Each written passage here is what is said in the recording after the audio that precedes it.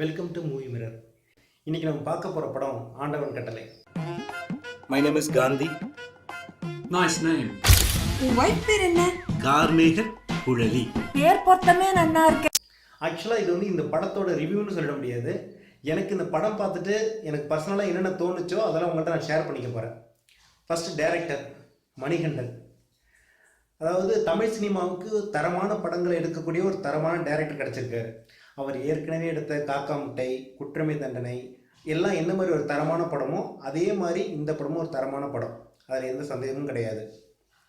ஒரு படம் நல்லா சக்ஸஸ் ஆகணும்னா அதில் என்னென்ன எலமெண்ட்ஸ் தேவை, ஒரு item song, double meaning dialogue, அப்புறம் ஃபைட் சீனு, இதெல்லாம் இது மாதிரி நிறைய விஷயங்கள் ஒரு ஹிட் ஆகிற படத்தில் இருக்குன்னு வச்சுக்கலாம். ஆனால் அது மாதிரி எந்த விஷயமும் இந்த படத்தில் இல்லை.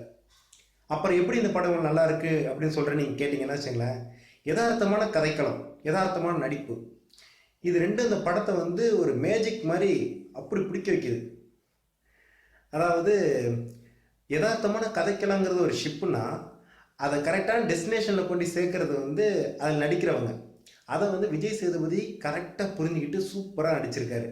படம் ஸ்டார்டிங்லேருந்து எண்டு வரைக்கும் ரொம்ப யதார்த்தமாக தன்னோட நடிப்பை வெளிப்படுத்தியிருக்காரு. ஆக மொத்தத்தில் தமிழ்நாட்டில் தமிழில் பேசினா பிரச்சனை இல்லை.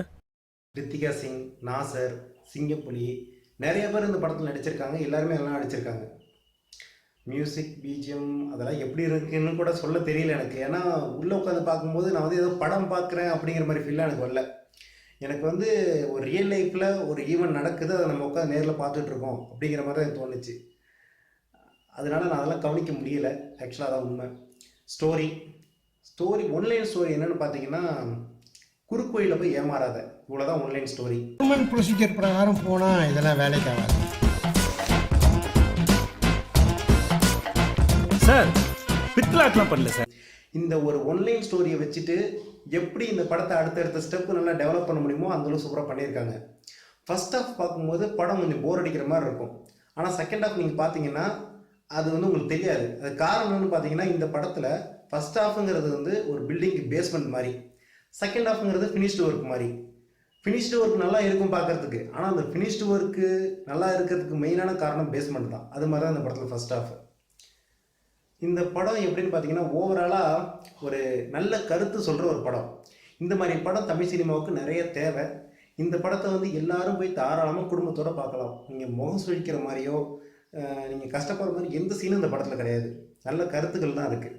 போய் தாராளமாக பார்க்கலாம். அப்புறம் இந்த வீடியோ பிடிச்சிருந்துச்சுன்னா லைக் பண்ணுங்கள், சப்ஸ்கிரைப் பண்ணுங்கள், ஷேர் பண்ணுங்கள். தேங்க்யூ.